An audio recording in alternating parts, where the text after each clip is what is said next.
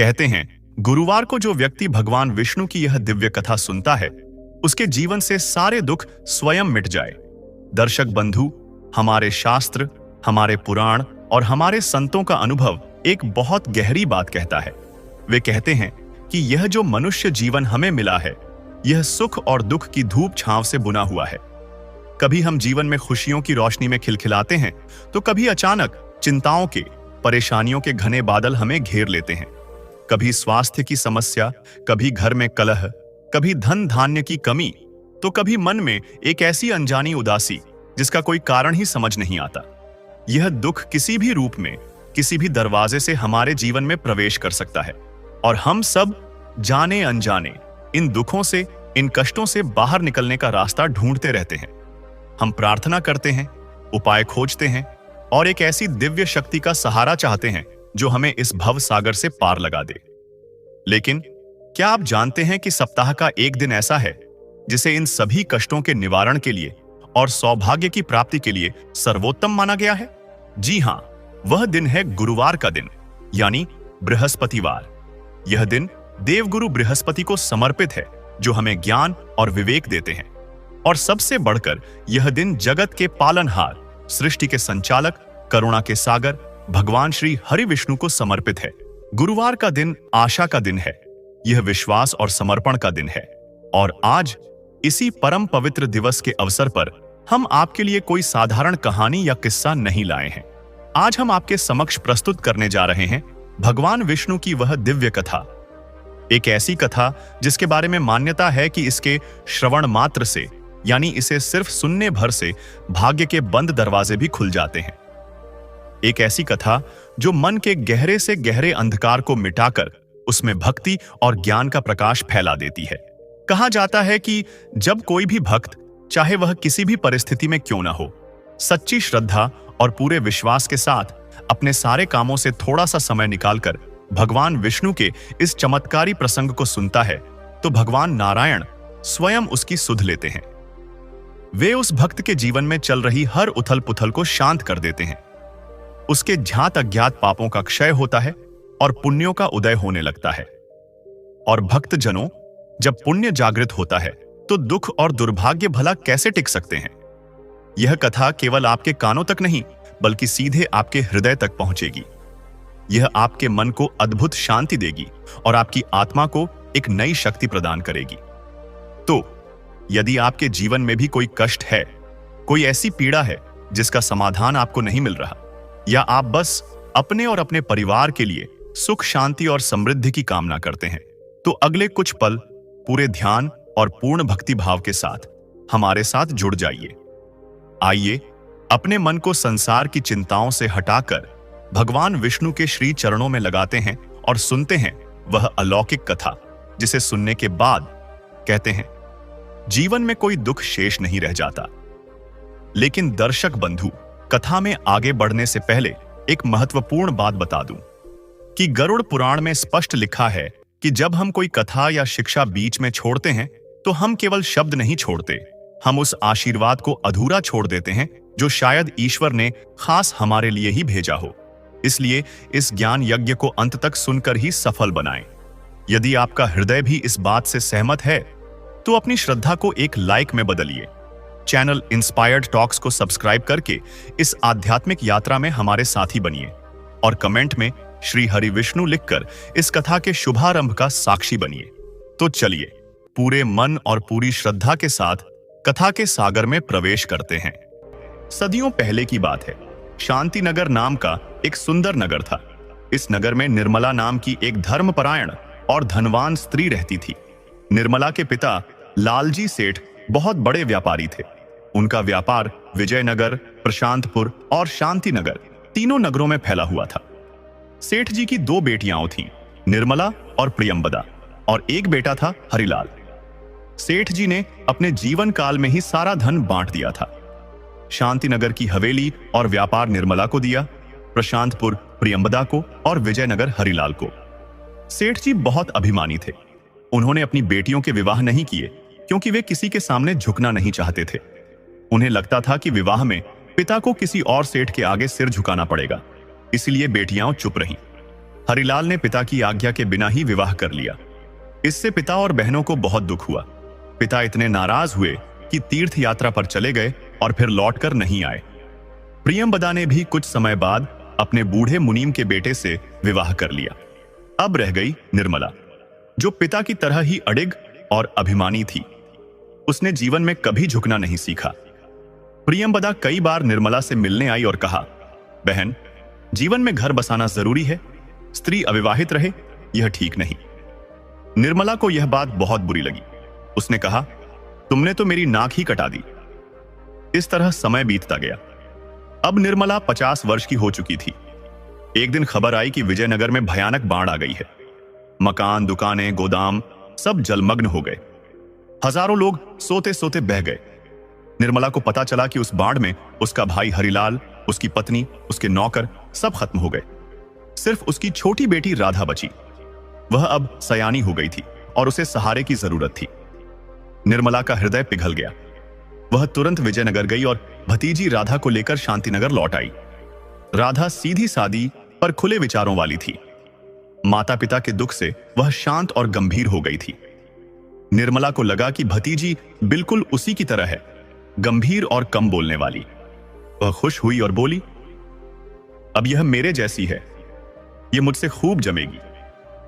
वह राधा को हमेशा समझाती, बेटी, किसी पुरुष के सामने मत जाना, उनसे बातें मत करना, शरीर को हमेशा ढंक कर रखना चाहिए, कभी ऊंची आवाज में मत बोलना, हंसना तो बिल्कुल नहीं, खेलना कूदना तो स्त्री के लिए नहीं होता।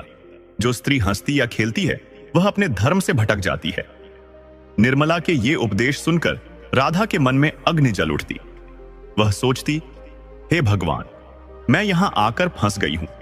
अगर यह बुआ सच में भली होती तो मेरा विवाह अब तक हो चुका होता। यह तो मनहूस है, सूखी भैंस की तरह। इससे अच्छा तो मैं अपने माता पिता के साथ बाढ़ में डूबकर मर जाती। इसके साथ रहना मानो अपनी खुशी का गला घोंटना है। यह कैसी जिंदगी है जहां न मैं हंस सकती हूं, न बोल सकती हूं, न खुलकर जी सकती हूं। भले ही यह मुझे भोजन देती है, पर भोजन तो जानवरों को भी मिलता है। भिखारी भी अपना पेट भर लेते हैं। मुझसे अच्छा तो वह कालू भिखारी है जो मुस्कुराते हुए गीत गाता है और आनंद में जीता है। बुआ उसे देखकर हमेशा चिढ़ जाती थी। कभी भूल से भी उसे भीख नहीं देती थी। लेकिन वह भिखारी भी अपनी साधना में अटल था। चाहे भीख मिले या न मिले, वह रोज बुआ के दरवाजे पर आता था और आते ही मुस्कुराकर बुआ की ओर देखता था। जैसे किसी संत के मन में किसी के प्रति राग नहीं होता, वैसे ही उसके मन में भी कोई कटुता नहीं थी। राधा सोचती, काश मैं इस बुआ से किसी तरह मुक्त हो जाती। अगर प्रियंवदा बुआ मुझे अपने पास बुला लेती तो कितना अच्छा होता। वे बहुत सरल और प्रेम भाव वाली हैं, सबके साथ मिलती जुलती हैं और सुना है कि उनके 2 बच्चे भी हैं। वे बच्चों पर कोई रोक टोक नहीं रखती, बल्कि उनके साथ खेलती हैं, हंसती हैं और प्रसन्न रहती हैं। पर वे मुझे क्यों बुलाएंगी? मेरे पिता से तो उनका मेल भी नहीं था। अब तो मुझे इस कठोर स्वभाव वाली बुआ के साथ ही रहना पड़ेगा। वह अपने मन को शांत कर निर्मला बुआ के साथ रहने लगी। इधर नगर से कुछ दूरी पर एक गांव था, रामपुर। वहां एक अत्यंत गरीब किसान रहता था जिसका नाम था रामू। रामू अपनी माता के साथ रहता था। पिता नहीं थे, इसलिए माता की सेवा ही उसका धर्म था। वह माता का आज्ञाकारी पुत्र था। उसकी हर बात को भगवान की वाणी मानता था। रामू के पास अपनी खेती नहीं थी, इसलिए वह मजदूरी की जगह श्रम सेवा के रूप में ईमानदार व्यापार करता था। गांव के पास एक घना वन था जिसमें अनेक औषधियां, फलदार वृक्ष और कंदमूल पाए जाते थे। रामू रोज उस वन से कंदमूल और फल एकत्र करता और उन्हें पास के नगर गिरनीपुर में जाकर बेचता। गिरनीपुर में एक भव्य मंदिर था जहां भगवान श्री राम और सीता माता की दिव्य मूर्तियां थीं। भक्तजन मानते थे कि जब प्रभु श्री राम वनवास गए थे तो उन्होंने माता सीता और भ्राता लक्ष्मण के साथ 14 वर्ष तक वन में रहकर कंदमूल का ही सेवन किया था। इसीलिए भक्त मंदिर में कंदमूल का प्रसाद चढ़ाते थे, यह मानकर कि यही भोजन प्रभु को अत्यंत प्रिय है। रामू के कंदमूल हाथों हाथ बिक जाते थे। उस धन से वह अपनी मां का पालन करता और स्वयं बहुत संतोष से रहता। जो भी पैसा मिलता वह बिना एक पल सोचे अपनी मां के चरणों में रख देता, जैसे कोई भक्त अपने ईश्वर को निछावर करता है। उसका जीवन बहुत शांत और आनंदमय था। वह रोज प्रभात होते ही भगवान का नाम लेकर जंगल चला जाता, कंदमूल चुनता और 7 मील दूर गिरनीपुर के मंदिर पहुंचता। प्रसाद बेचने के बाद लौटते समय वह मार्ग में एक नवयुवती को देखता जो 3-4 बकरियों को चराती थी। वह महीनों से उस लड़की को देखता आ रहा था। वह लड़की भी हर दिन उसी मार्ग पर आती जाती थी, पर दोनों के बीच कभी कोई शब्द नहीं हुआ। उनका मौन ही उनका परिचय था, उनकी दृष्टि ही संवाद थी। धीरे धीरे रामू के मन में उस कन्या के प्रति एक निर्मल प्रेम उत्पन्न हुआ, बिना वासना, बिना इच्छा। वह प्रेम प्रार्थना के समान था, केवल एक दृष्टि का सुख, एक दर्शन का आनंद। रामू को उस लड़की को देखकर वैसा ही सुकून मिलता जैसा भक्त को प्रभु के दर्शन से मिलता है। और जब वह एक बार उसे देख लेता तो उसके भीतर भक्ति का भाव उमड़ आता, जैसे कोई साधक प्रभु के दर्शन कर पूर्ण हो गया हो। यह कोई सांसारिक प्रेम नहीं था, यह तो आत्मा का मौन प्रणाम था, एक निर्मल, पवित्र, भक्ति से भरा भाव। रामू ने अपने पड़ोसी लट्ठन की बहू को देखा था। लट्ठन के घर में बस वही और उसकी बहू रहते थे। लट्ठन का बेटा किसी नगर में सेठ का नौकर था, जो साल में एक बार 15 दिन के लिए ही आता था। बहू बहुत सुंदर और सुसंस्कारी थी। उसकी सुंदरता देखकर गांव के कुछ नासमझ लड़के कभी कभी घर की ओर झांकने की कोशिश करते थे। इससे वह बहुत दुखी रहती थी और ससुर से कहती, आप घर छोड़कर न जाने कहां तंबाकू पीने चले जाते हैं। आपके जाते ही कुछ लोग घर की ओर देखने लगते हैं। आपसे प्रार्थना है, अब कहीं बाहर मत जाया करो। जिसे तंबाकू पिलानी हो यहीं घर के आंगन में पिला दो। अगर मेरी बात नहीं मानी तो मैं नगर जाकर अपने पति के साथ रहने लगूंगी। बहू की विनम्र प्रार्थना सुनकर लट्ठन घर पर ही रहने लगा। अब उसकी बैठक में गांव के 4-5 बूढ़े रोज बैठने आने लगे। लट्ठन को आदत थी झूठ बोलने की, और वह इतनी बार झूठ बोलता कि लोग उसके सच को भी झूठ समझने लगे थे। वह अपनी झूठी कहानियां सुनाता रहता और बूढ़े दिखावे के लिए सुनते रहते, लेकिन उनका ध्यान उसकी बातों पर नहीं बल्कि घर के दरवाजे पर रहता, जहां से कभी बहू आती जाती थी। एक दिन बहू ने देखा कि ससुर अपनी झूठी बातें सुनाए जा रहे हैं और बूढ़े जाने का नाम नहीं ले रहे। वह बहुत देर तक धैर्य रखती रही, फिर गुस्से में दरवाजे पर आ गई। वह भूल गई कि उसका घूंघट किया नहीं है। वह खुले चेहरे के साथ दरवाजे पर आई और तुरंत ध्यान आया कि उसने गलती कर दी। फिर वह तुरंत भीतर चली गई। तभी एक बूढ़े ने दूसरे से धीरे से कहा, भैया, चांद तो निकलकर जल्दी ही बादल में छिप गया, पर क्या कहें, एक पल के दर्शन से ही आत्मा तृप्त हो गई। इतना कहकर वे संतुष्ट होकर भगवान का नाम लेते हुए उठ गए। लट्ठन अब भी अपनी झूठी कथा सुनाता रहा। उसे यह पता ही नहीं चला कि श्रोता जा चुके हैं। बहू ने बूढ़ों की बात सुन ली थी। उसने आसमान की ओर देखा, न कोई चांद था न कोई बादल। उसे समझ आया कि वे लोग उसी को देख कर गए हैं। वह मन ही मन बोली, हे प्रभु, यह कैसे लोग हैं? उम्र के अंतिम पड़ाव पर भी रूप की आस लगाए बैठे हैं।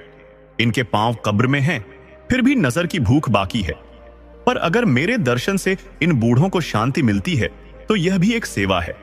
अगर मेरे दर्शन से किसी की आत्मा को सुकून मिले तो इसमें बुराई नहीं, यह भी एक पुण्य है। उस दिन से जब भी बूढ़े आने लगते, बहू मुस्कुराकर दरवाजे पर खड़ी हो जाती। बूढ़े उसे देखकर प्रसन्न हो जाते और भगवान का नाम लेते हुए लौट जाते। वे नाम लेते तो यह कहने के लिए नहीं कि भगवान हमें मोक्ष दो, बल्कि यह कहने के लिए, प्रभु आपने बहुत कृपा की, आज फिर हमें लट्ठन की बहू का दर्शन करा दिया। ऐसे ही कुछ दिन और दर्शन होते रहे। उधर लट्ठन अपनी ही मस्ती में मग्न रहता। वह अपने मित्रों को देखकर कहानी सुनाने लगता और उसे यह भी पता नहीं चलता कि वे चले गए हैं या नहीं। फिर बहू आती और कहती, अब अपनी झूठी कहानी बंद करो, सुनने वाले तो कब के जा चुके हैं। इसी तरह रामू को भी अब उसी प्रकार की तड़प होने लगी थी। जिस तरह वे बूढ़े बहू के दर्शन से तृप्त होते थे, वैसे ही रामू उस बकरी चराने वाली कन्या के दर्शन को तरसने लगा था। जब 1 महीना बीत गया और वह कन्या कहीं नजर नहीं आई तो रामू का मन बेचैन हो उठा। वह सोचने लगा, वह कन्या कहां चली गई? जैसे सावन की बदली कुछ पल दिखकर ओझल हो जाती है, वैसे ही वह भी दर्शन देकर कहीं लुप्त हो गई। अब वह रोज गिरनीपुर मंदिर तक जाता, लेकिन उसकी निगाहें उस कन्या को ही ढूंढती रहती। वह अब मन ही मन समझ गया कि शायद उसका विवाह हो गया है और वह अपनी बकरियों के साथ ससुराल चली गई है। पर फिर भी उसके भीतर का प्रेम, वह पवित्र, शांत, भक्तिपूर्ण प्रेम उसकी आंखों में भक्ति की तरह जलता रहा। वह हर दिन यही सोचता, हे प्रभु, यदि वही कन्या आपके स्वरूप की झलक थी तो मुझे एक बार फिर उसका दर्शन करा दो। वह उसे उसके ससुराल से भी ढूंढ निकालना चाहता था। कभी कभी रामू सोचता, मैंने गलती की थी, मुझे उस दिन अपने मन की बात उससे कह देनी चाहिए थी। वह भी तो मुझे चोर नजरों से देखती थी, बस कुछ कह नहीं पाती थी। वह तो लज्जा से चुप रही, पर मैं तो पुरुष था, मुझे अपने भाव व्यक्त करने चाहिए थे। मानना या न मानना तो उसके भाग्य की बात होती। ऐसे ही विचार रामू रोज मन में लाता। अब उसके मन की बेचैनी बढ़ती जा रही थी। उसका मन किसी पूजा की तरह उसी स्मृति में डूबा रहता था। एक दिन जब वह जंगल में कंदमूल लाने गया, अचानक उसकी नजर एक युवती पर पड़ी। वह लकड़ियां लेकर जा रही थी। रामू उसे देखकर दौड़ पड़ा। गौर से देखा, वही थी, वही बकरी चराने वाली कन्या। रामू जैसे अपने आप को भूल गया। वह भाव से बोला, तू कहां चली गई थी? अगर कहीं जाना था तो मुझे बताकर जाती। तुझे पता भी है मैं तेरे लिए कितना व्याकुल रहा हूं। लड़की ने शांत स्वर में कहा, तुम कौन हो और मेरे लिए क्यों परेशान थे? मैं तो तुम्हें जानती तक नहीं। शायद तुम्हें कोई भ्रम हुआ है। ठीक से सोचो, तुम किसे ढूंढ रहे हो? रामू बोला, तू वही है ना जो गिरनीपुर मंदिर के रास्ते में बकरियां चराया करती थी? लड़की बोली, हां, मैं वही हूं। पर यह सब तुम क्यों पूछ रहे हो? रामू ने भावुक होकर कहा, अरे भोली लड़की, अब तक नहीं समझी? मैं तुझसे प्रेम करने लगा हूं। लड़की चौंक गई। हे राम, तुम यह क्या कह रहे हो? मैं एक विवाहिता स्त्री हूं। विवाहिता दोबारा ब्याह नहीं करती, वह ऐसा सोच भी नहीं सकती। जो ऐसा सोचती है उसे लोग पापिनी कहते हैं। तुम्हें मुझसे अकेले में बात भी नहीं करनी चाहिए। कृपया मेरे रास्ते से हट जाओ। रामू का दिल टूट गया। जिस भय से वह डरता था वही घटित हो गया। फिर भी वह वहीं खड़ा रहा। उसने कहा, कब हुआ तेरा विवाह? तेरे माथे पर सिंदूर नहीं है, ललाट पर बिंदी नहीं है, फिर भी तू विवाहिता है। मुझे भ्रम में मत रख। मैं तुझसे सच्चा प्रेम करता हूं। मेरा हृदय मत तोड़। लड़की बोली, तुम समझने की कोशिश नहीं कर रहे हो। मैं सच कह रही हूं। मैं विवाहिता हूं, बस ससुराल कभी गई नहीं। मेरा विवाह बचपन में ही मां ने करा दिया था। ससुराल वालों ने दहेज में एक भैंस मांगी थी, जो मेरी मां नहीं दे पाई तो वे नाराज होकर चले गए। अब 10 साल हो गए हैं, वे लेने नहीं आए। फिर भी मैं विवाहिता ही मानी जाऊंगी। रामू ने दुख से कहा, क्या तेरी मां ने कभी यह पता लगाया कि तेरे पति का दूसरा विवाह तो नहीं हो गया? लड़की बोली, नहीं, मां ने ऐसा नहीं किया। वह बस उनके आने की प्रतीक्षा करती रहती है। रामू ने सिर झुकाकर कहा, यही तो मूर्खता है बहन। जो बीत गया उसे पकड़े रहना दुख देता है। फिर उसने पूछा, यह लकड़ी किस लिए ले जा रही हो और तेरी बकरियां कहां गई? लड़की बोली, सियार उन्हें खा गए। मैं ननिहाल 4 दिन के लिए चली गई थी। मां ने रात को दरवाजा खुला छोड़ दिया तो सियार बकरियां खा गए। अब मेरा रोजगार खत्म हो गया। मैं जंगल से लकड़ी लाती हूं और पड़ोसन को देती हूं। वह बदले में मुझे और मां को भोजन दे देती है। रामू बोला, तू यह लकड़ी छोड़ दे और मेरे साथ चल। हम दोनों मिलकर गिरनीपुर मंदिर के सामने कंदमूल बेचेंगे। लड़की ने विनम्रता से कहा, नहीं, यह मेरे भाग्य में नहीं। लोग स्त्री से प्रसाद नहीं खरीदते। और फिर अगर मैं तुम्हारे साथ गई तो लोग क्या कहेंगे? मेरी तो बदनामी हो जाएगी। रामू ने धीरे से कहा, तुम मेरे साथ किसी बंद कमरे में नहीं जा रही हो कि लोग कुछ कहेंगे। हम खुले में रहेंगे, सबके सामने। तुम बस अपना हिस्सा लेकर घर चली जाना। लड़की बोली, मेरा हिस्सा तुम्हारे कंदमूल में कैसे बनेगा? रामू ने मुस्कुराकर कहा, यही तो मूर्खता कर रही हो। तुम अपने लिए जंगल से अलग कंदमूल ले चलो। मैं उसे बेच दूंगा और जो पैसा मिलेगा वह तुम्हारा होगा। तुम बस घर जाकर वह पैसा रख लेना। लड़की ने कहा, तुम्हारी बात ठीक है, पर इसमें तुम्हारा कोई स्वार्थ तो नहीं? रामू बोला, बिना स्वार्थ के कोई एक बार मदद कर सकता है, बार बार नहीं। जब बार बार किसी का भला करने का भाव आता है तो वह केवल प्रेम या भक्ति से ही आता है। पत्थर भी बार बार के स्पर्श से घिस जाता है तो क्या दिल पर निशान नहीं पड़ेगा? मेरा मन साफ है। मेरा एक ही लक्ष्य है, तुमसे विवाह करना। वह भी धर्म से, नियम से। मैं तुम्हारे ससुराल जाऊंगा, तुम बस मुझे उनका पता बता दो। अगर तुम्हारा पति अब भी तुम्हारा इंतजार कर रहा होगा तो मैं उसे कहूंगा कि वह तुम्हें वापस ले जाए, और अगर उसने दूसरा विवाह कर लिया होगा तो मैं तुम्हें कहूंगा कि अब तुम मेरा जीवन सहयोग बन जाओ। लड़की कुछ देर सोचती रही, फिर बोली, मुझे तुम्हारी बात मंजूर है, तुम कल ही पता करना। अगर वह आदमी अब किसी और से विवाह कर चुका है तो मैं तुमसे प्रेम भी कर सकती हूं, और विवाह भी। रामू बोला, तो चलो आज ही कुछ काम कर लें। पहले हम दोनों मिलकर कंदमूल बेचें, क्योंकि चाहे प्रेम हो, विवाह हो या कोई भी काम, पहले धन की जरूरत होती है। भगवान के बाद यदि इस संसार में कोई शक्ति है तो वह धन की ही है। दोनों ने कंदमूल एकत्र किया और गिरनीपुर मंदिर की ओर चल पड़े। वहां भगवान श्री राम और सीता माता का मंदिर था। लड़की ने सामान मंदिर के पास रखवा दिया और थोड़ी दूर जाकर बैठ गई। रामू ने सारा कंदमूल बेच दिया। फिर लड़की के पास जाकर बोला, यह लो, आधा तुम्हारा हिस्सा, अब तुम घर जाओ, कल सुबह फिर जंगल में मिलेंगे, फिर आगे की बात करेंगे। लड़की पैसे लेकर घर पहुंची और सब कुछ अपनी मां को बताया। मां, आज जंगल में एक युवक मिला, वह रोज कंदमूल बेचता है, उसने मेरी मदद की, मेरे कंदमूल बेचकर मुझे मेरा हिस्सा दे दिया। मां बोली, तू उसकी बातों में कैसे आ गई? तू विवाहिता है। विवाहिता स्त्री को अपने पति के सिवा किसी पुरुष से कोई संबंध नहीं रखना चाहिए। किसी अजनबी से मदद लेना पाप है। कल से तू जंगल में मत जाना। लड़की बोली, मां, तुम किस विवाह की बात करती हो? अगर मेरा विवाह हुआ होता तो मेरे ससुराल वाले मुझे कभी न भूलते। मुझे तो यह भी नहीं पता कि मेरा विवाह हुआ या नहीं। सिर्फ सुनी सुनाई बात पर कब तक भरोसा करूं? मैं उस विवाह को एक दिखावा मानती हूं। मुझे उस दिखावे से अब कोई मतलब नहीं। मां बोली, पगली मत बन। उस युवक ने तुझे बहका दिया है, इसलिए तू ऐसी बातें कर रही है। लड़की का विवाह एक ही बार होता है और वही सच्चा होता है। उसे जीवन भर निभाना पड़ता है। लड़की बोली, नहीं मां, उस युवक ने मेरी आंखें खोल दी हैं। मैं कल जाकर खुद देखूंगी क्या मेरा पति सच में मेरा है या उसने भी किसी और के साथ नया जीवन शुरू कर दिया है। देखने के बाद ही मैं निर्णय लूंगी। मां चुप हो गई। वह वृद्ध थी पर जानती थी कि बेटी अब नहीं रुकेगी। वह जानती थी कि बेटी के ससुराल वाले तो अपने बेटे का दूसरा विवाह कर चुके हैं, पर यह बात वह बेटी से कहना नहीं चाहती थी। अगले दिन सुबह लड़की फिर जंगल में गई। वहां रामू पहले से ही मौजूद था। आज भी उसने उसी भक्ति भाव से लड़की की मदद की, उसका कंदमूल बेचकर पैसा उसके हाथ में रख दिया।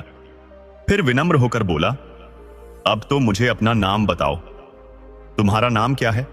लड़की बोली, मेरा नाम सीता है, मैं इसी गांव की हूं। मेरे घर में बस मैं और मेरी मां हैं। मेरा ब्याह सुपोली गांव में हुआ था, विदेशी साहूकार के बेटे से।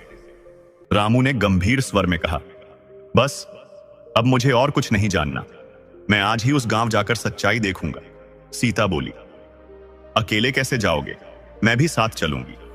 मैं भी देखना चाहती हूं कि मेरे ससुराल में क्या चल रहा है, मेरा कथित पति क्या कर रहा है। रामू बोला, यह ठीक रहेगा, तुम ही अपनी आंखों से सब देख लो। दोनों सुपोली गांव पहुंचे, सीधे विदेशी साहूकार के घर गए। रामू ने रास्ते में ही एक पड़ोसी से जानकारी ले ली थी। पड़ोसी ने बताया, विदेशिया के 2 बेटे हैं, दोनों का वह 2-2 बार विवाह कर चुका है। पहले जिन घरों में ब्याह हुआ वहां गौना नहीं कराया, फिर दूसरी जगह शादी की और बहुएं साथ ले आया। अब दोनों बेटे अपने अपने परिवारों के साथ रहते हैं। बहुएं दान दहेज लेकर आई थी, इसलिए सब कुछ ठीक चल रहा है। दोनों दिन भर मस्ती करती हैं, बाजार घूमती है। सास ससुर की कोई परवाह नहीं करती, जैसी करनी वैसी भरनी। यह सुनकर रामू सीधा विदेशी की दुकान पर पहुंचा। वह वहां बैठा था। रामू ने विनम्रता से कहा, साहू जी, क्या हाल चाल है? विदेशी बोला, सीधी बात करो, क्यों आए हो, क्या चाहिए? रामू बोला, मुझे एक सिर बकरे का दूध चाहिए। विदेशी हंसकर बोला, अरे बकरा भी कहीं दूध देता है, क्या मुझे मूर्ख बना रहे हो? रामू मुस्कुराकर बोला, क्यों नहीं देता? आपको तो अपनी दुकान से ही मतलब है, अपनी बहू से पूछ लेना, उन्हें पता है कौन क्या देता है। विदेशी चुप रह गया। रामू ने सीता की ओर देखा और बोला, अब तो तुम्हें तसल्ली हो गई, चलो अब अपने गांव लौट चलें और सोचो कि तुम्हें क्या करना है। दोनों गांव से बाहर आए। रामू ने शांत स्वर में कहा, अब भी क्या तुम अपने पति का इंतजार करोगी? सीता की आंखों में आंसू आ गए। वह बोली, तुमने मेरी आंखें खोल दी हैं। मैं अब तक अंधकार में जी रही थी। अब मैं समझ गई हूं कि मुझे क्या करना है। अब और कुछ मत कहो। रामू ने धीरे से कहा, रास्ते में मंदिर है, चलो वहां चलकर विवाह कर लेते हैं। सीता ने कहा, अब फैसला तुम्हारा है। मैं आज भी तैयार हूं, कल भी रहूंगी। अब जो भी निर्णय लोगे वह मेरे लिए ही लोगे। मुझे तुम्हारा साथ पाकर शांति मिली है। दोनों गिरनीपुर लौट आए। रामू सीधा सीता की मां के पास पहुंचा और बोला, माई, अब तुम हमारी शादी की अनुमति दो। हम अभी विदेशी के घर से लौटे हैं। जिस लड़के से तुमने सीता का विवाह किया था वह अब कई बच्चों का पिता है। क्या तुम अब भी सीता को उस नर्क में भेजना चाहोगी? बूढ़ी मां की आंखें भर आईं। वह बोली, बेटा, मैं पापिनी हूं, लालच में आ गई थी। मुझे यह बात कई सालों से पता थी कि विदेशी अपने बेटे की शादी दूसरी बार कर चुका है, पर मैं चाहती थी कि मेरी बेटी मेरे पास ही रहे, कहीं दूर न जाए। अब मैं चाहती हूं कि तुम इससे ब्याह कर लो, पर मेरे पास ही रहो। मैं अपनी बेटी को अपने से अलग नहीं करना चाहती। रामू बोला, माई, मैं भी अपनी मां का इकलौता बेटा हूं। मैं भी उसे नहीं छोड़ सकता। आप चाहो तो मेरे साथ मेरे घर चलो। वहां किसी चीज की कमी नहीं है। मेरी मां के साथ रहना, भजन पूजन करती रहना। वहीं हम सब मिलकर भगवान का नाम लेंगे। बूढ़ी बोली, बेटा, मैं बेटी के ससुराल में कैसे रह सकती हूं? सीता ने विनम्रता से कहा, मां, आपको वहां नहीं रहना चाहिए। ससुराल बेटी की होती है, मां की नहीं। आप यहीं रहो, हम रोज आते रहेंगे। हमारा काम, हमारा जीवन सब यहीं से जुड़ा है। आप बस हमें आशीर्वाद दो कि हम अपनी नई जीवन यात्रा शुरू करें। मां ने आंसू पोंछे और दोनों को आशीर्वाद दिया। सुखी रहो, संतोषी रहो, भगवान तुम्हारे जीवन में प्रेम और शांति भर दे। और उसी दिन सीता और रामू का विवाह भगवान के मंदिर में हुआ। मंत्रों की गूंज के बीच दीपक की लौ ने उनके मिलन को साक्षी बनाया। उनकी आंखों में प्रेम नहीं, भक्ति की आभा थी, जैसे राम और सीता फिर से मिल गए हों। रामू सीता को लेकर अपने गांव रामपुर आ गया। उसकी मां जब उसे एक लड़की के साथ देखी तो वह पहले बहुत नाराज हुई, लेकिन बाद में बहुत खुश हो गई। उन्हें नाराजगी इस बात की थी कि ब्याह करने से पहले मुझे बताना था।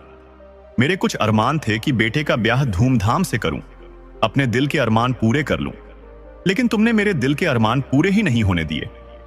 फिर मुस्कुराते हुए बोली, लेकिन खुश इस बात से हूं कि चांद जैसी बहू लाया है तो मैं अपने अरमान बाद में भी पूरे कर लूंगी। रामू ने मां से कहा, हम दोनों अब गिरनीपुर मंदिर के पास कंदमूल और अन्य तरह के प्रसाद बेचेंगे। मां ने दोनों की बात स्वीकार कर ली और बोली, अब मैं खुद कुछ नहीं करना चाहती। तुम दोनों अपना घर संभाल लो। मुझे क्या पड़ी है अपने ऊपर चिंता लेकर मरने की। रामू सीता के साथ रहने लगा। वह नई आई थी तो रामू ने कहा, तुम अभी 15 दिन तक मां के साथ घर में रहो, उसके बाद हमारे साथ चलना। अब नई बहू घर से निकलकर दूसरे दिन से काम में लग जाएगी तो हमारे गांव में हमारी बेइज्जती हो जाएगी। सीता भी नहीं चाहती थी कि वह काम पर जाए। जब से होश संभाला था उसे एक दिन भी चैन नहीं मिला था, तो वह सहज ही घर में रहने को तैयार हो गई। 15 दिन बीत जाने के बाद भी जब कुछ नहीं बोली तो रामू को कहना पड़ा, अब मेरे साथ चलोगी भी या मैं अकेले जाऊं? रामू की मां बोली, खबरदार जो मेरी बहू को घर से निकलने की बात की। हमारे घरों की परंपरा है कि बहू 5 साल तक घर से बाहर अपना पांव नहीं निकालती। अगर इससे पहले घर से बाहर जाना होता है तो पहले उसका पुत्र घर से बाहर पांव रखता है, तब मां पीछे से निकलती है। रामू बोला, मां, मैं तेरी चालाकी समझ गया। यहां कोई नियम नहीं है, लेकिन तू पहले अपने खेलने के लिए पोता चाहती है। पोता हो जाने पर कहेगी कि मां बिन पोता घर में अकेले कैसे रहेगा। कुल मिलाकर सीधा मेरे साथ काम पर नहीं जाएगी। मां बोली, जब सब बात खुद समझ गया है तो बहस किस बात की कर रहा है? जा, चुपचाप अपना काम कर। रामू समझ गया कि सीता अब सिर्फ घर में मिलेगी, बाहर तो मुझे ही काम करना पड़ेगा। रामू ने बहुत पैसे कमाए थे, उसे किसी चीज की दिक्कत नहीं थी। इस तरह समय गुजरा और रामू को एक पुत्र की प्राप्ति हुई तो सीता घर में और भी व्यस्त हो गई। धीरे धीरे समय पंख लगाकर उड़ चला और 12 साल गुजर गए। उधर शांतिनगर में एक जग्गा नाम का ठग बहुत उत्पात मचा रखा था। वह रोज किसी ना किसी को ठग लेता था। नगरवासी उससे परेशान रहने लगे थे। वह ठगे जाने के बाद राजा के पास शिकायत लेकर जाते थे, लेकिन नगर का राजा इस बात पर कोई ध्यान नहीं देता था। नगर के लोग काफी परेशान हुए तो किसी तरह इसकी खबर रानी तक पहुंचाई गई। आप दया की सागर हो, आप हम पर कृपा करो। नगर में एक ठग बहुत उपद्रव मचाया हुआ है। राजा को बार बार खबर देने के बाद भी वे कार्यवाही नहीं कर रहे। रानी राजा के बारे में जानती थी कि राजा प्रजा पर कोई ध्यान नहीं देते हैं। वह खुद ठग का पता लगाने चली। रानी साधारण स्त्री का भेष बनाकर निकली। रास्ते में जग्गा ठग मिल गया। वह रानी को साधारण स्त्री समझकर पीछे लग गया। देखा कि यह तो गले में कीमती हार पहने हुए है। वह सोचने लगा, इस स्त्री का हार किस तरह लूं? वह कोई साधारण ठग नहीं था। वह ठगी करने के 1000 तरीके जानता था। उसने पल भर में सोच लिया कि उसे क्या करना है। वह रानी के पास गया और बोला, बहन जी, आप मेरी मदद कर दो। वह बगल वाला घर मेरा है। मेरी पत्नी इस वक्त प्रसव पीड़ा से तड़प रही है। आप मानवता के नाते उसकी मदद कर दो, नहीं तो मेरी पत्नी मर जाएगी। वह इतना कहकर जोर जोर से रोने लगा। रानी बोली, तुम रो नहीं, मैं अभी देखती हूं कि क्या कर सकती हूं। चलो, मैं स्त्री को देखती हूं। मुझे थोड़ा बहुत प्रसव करा देने की जानकारी है। रानी जल्दी से घर में जाने लगी तो ठग बोला, बहन जी, आप अपने गहने और आवश्यक सामान निकाल कर रख लो, वरना प्रसव के बाद सूतक लग जाएगा। आप अपने गहने नहीं ले जा पाओगी, इसलिए पहले से उतार कर कहीं रख लो। रानी को स्त्री की जान बचाने की जल्दी थी। उसके दिमाग से ठग का ख्याल गायब था। उसने आसानी से गहने उतार कर जग्गा को दे दिए। तुम लेकर इसे यहीं बैठो, अभी तुम्हारी पत्नी को देखती हूं। रानी घर के अंदर गई, मगर उस घर में कोई नहीं था, बल्कि अंदर से घर खंडहर था। उसमें किसी आदमी के रहने का कोई चिन्ह नहीं था। रानी को कुछ शंका हुई तो पलटकर बाहर आई, मगर दरवाजे से वह आदमी ही गायब था। रानी को अब समझने में देर नहीं लगी कि वह ठगी जा चुकी है। वह आदमी ठग था। ठग रानी को ही ठग गया था। रानी आग बबूला हुई। उसने कहा, मैं अब उस ठग को नहीं छोड़ूंगी। मैं अपने हाथों से उसे दंड दूंगी। रानी दरबार लौट आई। वह राजा पर नाराज हुई, बोली, ठग ने नगर में आतंक मचा रखा है। आज उसने मेरा हार और मेरे बहुत से गहने ठग लिए। उसका घमंड इतना बढ़ गया है कि एक दिन वह राज दरबार में आकर हमारा राज्य ही लूट लेगा। आप अभी उस पर कार्यवाही करो, सारे सैनिक लगा दो, जग्गा ठग को पाताल से भी निकाल कर लाओ। राजा बोला, रानी गुस्सा मत करो, आपको अकेले नहीं जाना चाहिए था, पर अब गलती हो गई है। मैं चुप नहीं बैठूंगा। 1 सप्ताह में मैं उसे जिंदा या मुर्दा दरबार में लाऊंगा। राजा ने सैनिकों को आदेश दिया, जग्गा को पकड़कर लाओ। मंत्री ने कहा, महाराज, आप ठग को ऐसे नहीं पकड़ पाएंगे। हम उसके सिर पर इनाम रखें। सैनिक कब्र से भी उसे निकाल लाएंगे। राजा ने कहा, ठीक है, हम उस पर 10,000 स्वर्ण मुद्रा इनाम रख रहे हैं।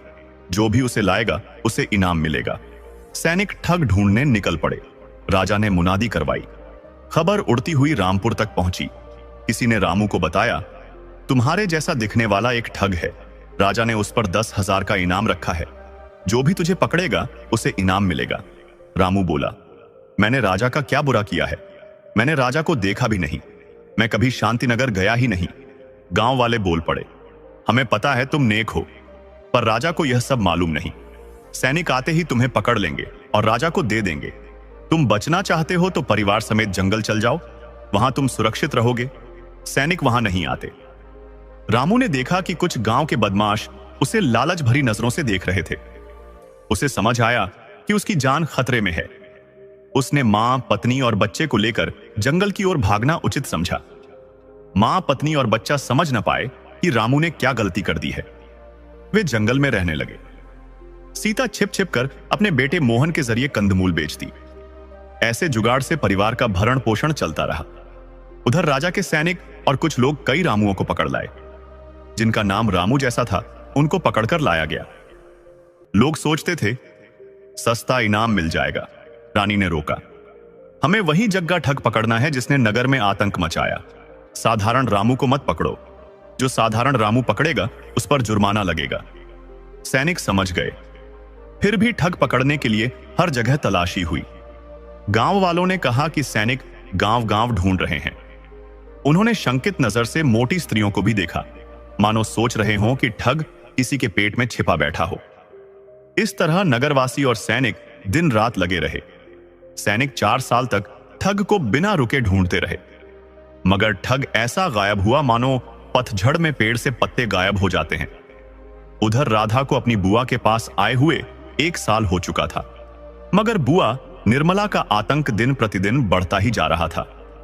वह खुद तो अपने मुनीम पर मोहित रहती थी, मगर राधा को संदूक में बंद रखना चाहती थी। एक दिन उन्होंने राधा को दूध वाले से बात करते देख लिया तो वह आग बबूला हो गई। बोली कि मैं तेरा ब्याह 1 सप्ताह में करा दे रही हूं, अब तू नहीं मानने वाली, तू मेरी नाक कटाने पर तुली है।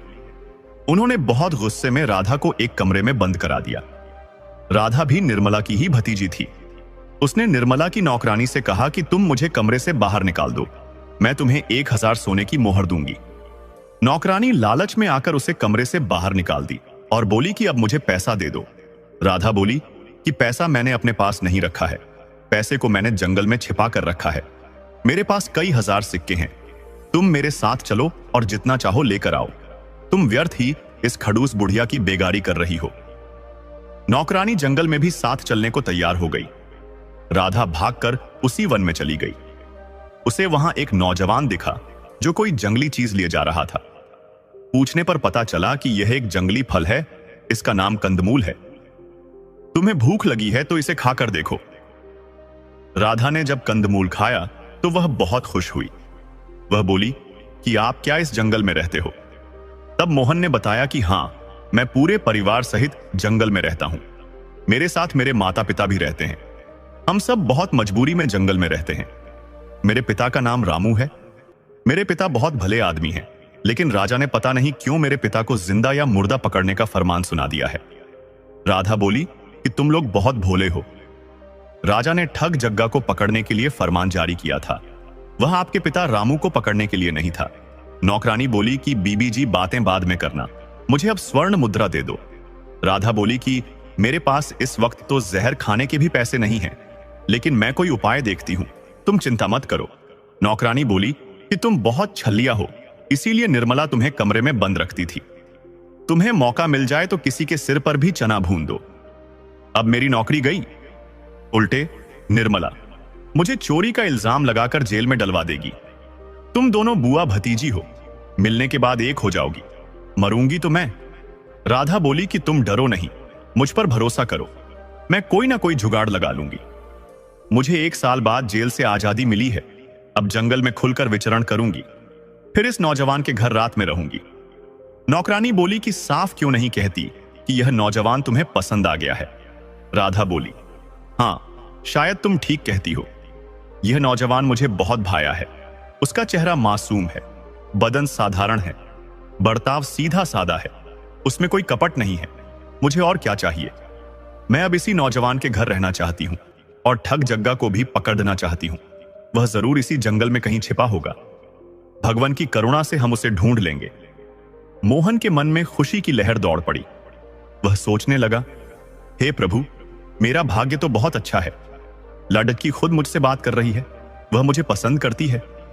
मोहन ने राधा को अपने घर ले जाकर मां बाप से मिलवाया।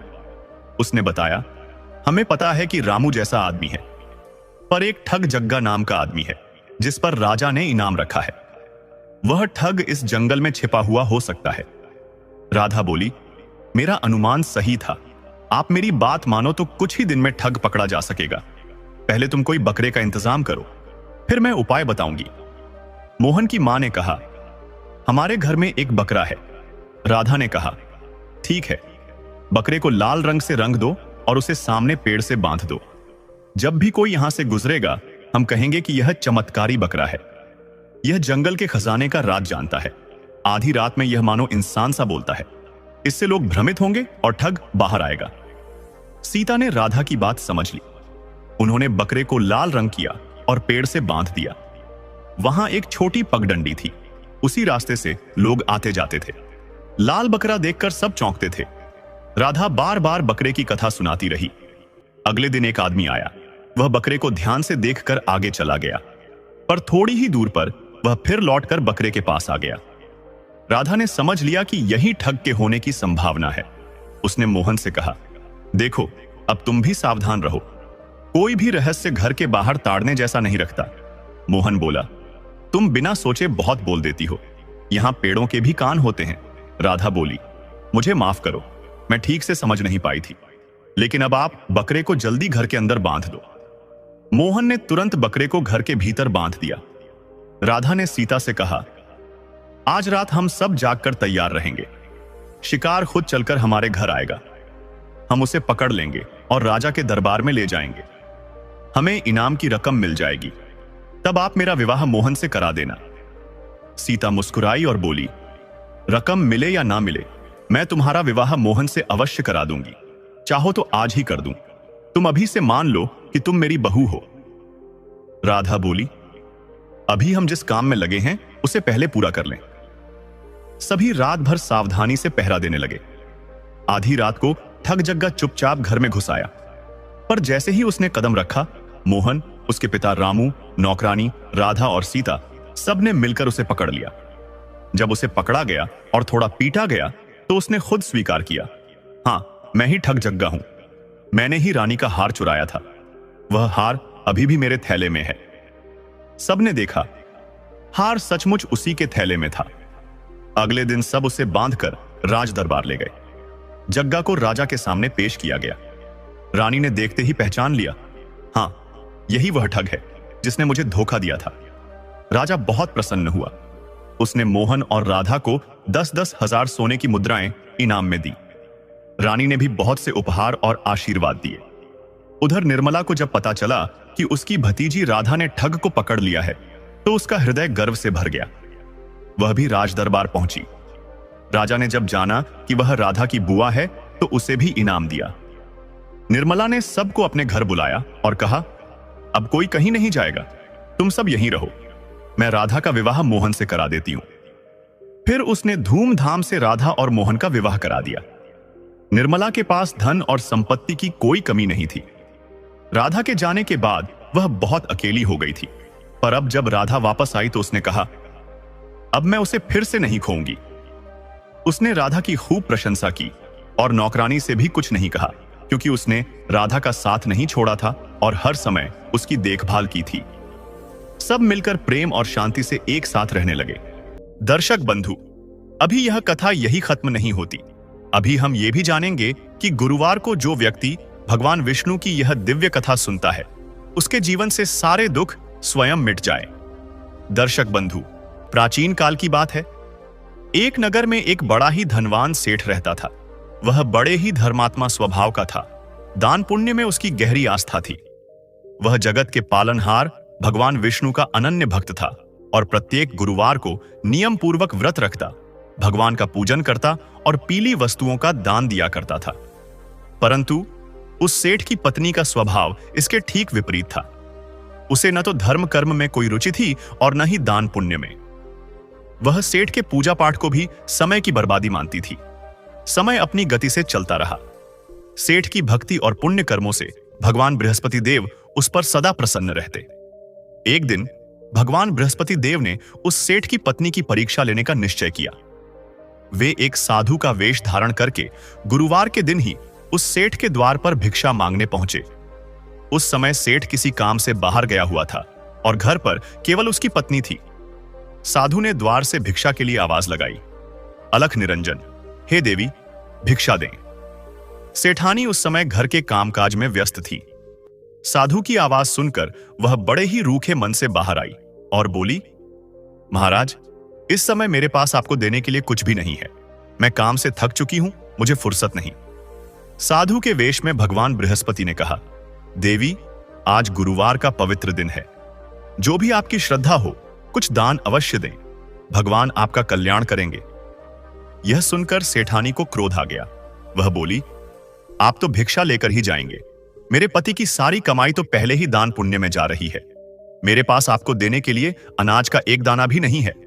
तब साधु ने शांत भाव से कहा, देवी, यदि तुम सच में इन सब कार्यों से इतनी ही परेशान हो तो मैं तुम्हें एक उपाय बताता हूं। तुम ऐसा करना कि 7 गुरुवार तक अपने घर को गोबर से लीपने की बजाय पीली मिट्टी से लीपना, अपने बाल धोना और रसोई में अन्न पकाने के बाद उसे चूल्हे के पीछे रख देना। ऐसा करने से तुम्हारा सारा धन नष्ट हो जाएगा और तुम्हें इन सब झंझटों से मुक्ति मिल जाएगी। सेठानी ने सोचा कि यह उपाय तो बड़ा ही सरल है, इससे मुझे इस रोज रोज के दान पुण्य से छुटकारा मिल जाएगा। अगले गुरुवार से सेठानी ने ठीक वैसा ही करना शुरू कर दिया जैसा उस साधु ने बताया था। उसने घर को पीली मिट्टी से लीपा, गुरुवार को ही अपने केश धोए और भोजन बनाकर चूल्हे के पीछे रख दिया।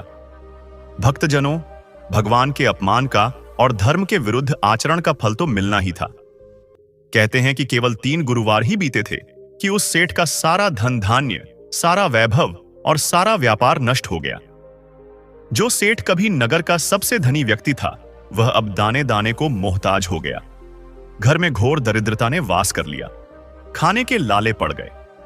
जब ऐसी दुर्दशा हो गई, तब एक दिन सेठ ने अपनी पत्नी से कहा, अब इस नगर में रहना कठिन है। हमारी ऐसी दशा देखकर लोग क्या कहेंगे? मैं परदेश जा रहा हूं, शायद वहां कोई काम मिल जाए। तुम यहीं रहकर जैसे तैसे गुजारा करो।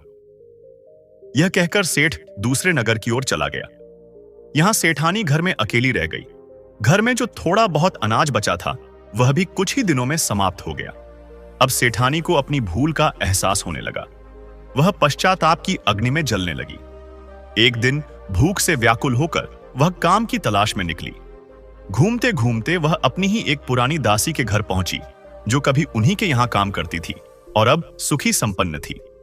सेठानी ने उससे कुछ काम मांगा। वह दासी बड़ी ही धर्मपरायण स्त्री थी। वह गुरुवार का व्रत रखती थी। उसने अपनी पूर्व मालकिन को ऐसी दशा में देखा तो उसे बड़ा दुख हुआ। उस दिन गुरुवार ही था। वह चने की दाल और गुड़ से भगवान बृहस्पति देव की पूजा कर रही थी। सेठानी ने कहा, बहन, मुझे कुछ काम दे दो और खाने को कुछ अन्न दे दो। दासी ने कहा, सेठानी जी, आज गुरुवार है, मेरे घर में आज पूजा है। मैं अभी आपको चने की दाल और गुड़ का यह प्रसाद देती हूं। आप कथा सुन लीजिए, फिर काम की बात करेंगे। लेकिन सेठानी को इतनी तेज भूख लगी थी कि उससे रहा नहीं गया। उसने कहा, मुझे कथा सुनने का समय नहीं है, तुम मुझे बस काम बताओ। दासी ने उसे घर के कामकाज में लगा दिया। सेठानी काम करने लगी, लेकिन उसका मन बार बार खाने की ओर जा रहा था। जब दासी पूजा करके उठी तो उसने देखा कि सेठानी ने सारा काम कर दिया है। दासी ने उसे भोजन दिया और कहा, सेठानी जी, आप यह कैसा जीवन जी रही हैं? आपने अवश्य ही भगवान बृहस्पति देव का कोई बड़ा अपराध किया है। यदि आप इस दुख से निकलना चाहती हैं, तो आप भी कल से नहीं, अगले गुरुवार से विधि विधान से भगवान विष्णु और बृहस्पति देव का व्रत रखना आरंभ कीजिए। सेठानी ने अपनी सारी भूल स्वीकार की और दासी को वचन दिया कि वह अब नियम पूर्वक व्रत करेगी। अगला गुरुवार आया। सेठानी ने सुबह सवेरे उठकर दासी के घर से थोड़ी चने की दाल और गुड़ लाकर केले के पेड़ की जड़ में जल चढ़ाया। उसने पीले वस्त्र धारण किए जो दासी ने उसे दिए थे और सच्चे मन से भगवान विष्णु की कथा सुनी। उस दिन उसे भिक्षा में कुछ ऐसे अनाज मिले जिससे उसका पेट भर गया। उसने हर गुरुवार को पूरी श्रद्धा और विश्वास के साथ व्रत रखना जारी रखा। उसकी भक्ति में अब कोई कपट नहीं था, केवल सच्चा पश्चाताप था। भगवान बृहस्पति देव ने जब उस सेठानी की ऐसी सच्ची भक्ति और कठोर तपस्या देखी तो वे उस पर प्रसन्न हो गए। उनकी कृपा से जो सेठ परदेश चला गया था, उसे व्यापार में अभूतपूर्व लाभ हुआ। वह बड़ा धन कमाकर वापस अपने नगर लौट आया। सेठ जब वापस आया तो उसने अपनी पत्नी को महल जैसे घर में सुखी और संपन्न अवस्था में देखा। उसे बड़ा आश्चर्य हुआ। तब सेठानी ने रोते हुए उसे अपने दुर्व्यवहार, साधु के अपमान और फिर घोर दरिद्रता की पूरी कहानी सुनाई। और फिर उसने बताया कि किस प्रकार उस दासी के कहने पर उसने गुरुवार का व्रत रखना पुनः आरंभ किया, जिससे भगवान विष्णु की कृपा से उनके सारे दुख दूर हो गए और धन संपत्ति वापस मिल गई। उस दिन के बाद सेठ और सेठानी दोनों मिलकर नियम पूर्वक हर गुरुवार को भगवान विष्णु का व्रत पूजन और दान पुण्य करने लगे और आनंद से अपना जीवन व्यतीत करने लगे। तो भक्तजनों, यह थी जगत के पालनहार भगवान श्री हरि विष्णु की वह परम दिव्य और मंगलकारी कथा। आशा करते हैं कि इस पवित्र कथा का श्रवण करके, इस अलौकिक प्रसंग को सुनकर आपका मन भी शांति, भक्ति और एक नई आशा से भर गया होगा। जैसे इस कथा में भगवान ने अपने भक्तों पर कृपा की, उनके दुखों को हर लिया और उन्हें सुख समृद्धि का वरदान दिया। हम भी भगवान विष्णु और माता लक्ष्मी के श्री चरणों में यही प्रार्थना करते हैं कि वे आपके जीवन के भी सभी कष्टों, सभी बाधाओं और सभी चिंताओं का निवारण करें। हम प्रार्थना करते हैं कि आपके घर परिवार में सदा सुख शांति का वास हो, आपका भंडार धन धान्य से भरा रहे और आपका मन सदैव प्रभु की भक्ति में लगा रहे। शास्त्रों में कथा सुनने के फल का जितना महत्व है, उतना ही महत्व कथा को दूसरों तक पहुंचाने का भी है। यदि इस दिव्य कथा ने आपके हृदय को छुआ है, तो इस अमृत को अपने तक सीमित न रखें। इसे अपने परिवारजनों, अपने मित्रों और अन्य भक्तों के साथ भी साझा करें, ताकि वे भी इस पुण्य कथा का लाभ उठा सकें। और अब भगवान श्री हरि विष्णु का पवित्र नाम अपने हृदय में धारण करते हुए हम आज की इस कथा को यहीं विश्राम देते हैं। भगवान आप सभी का कल्याण करें। बोलो श्री लक्ष्मी नारायण भगवान की जय। बोलो बृहस्पति देव की जय। ओम नमो भगवते वासुदेवाय।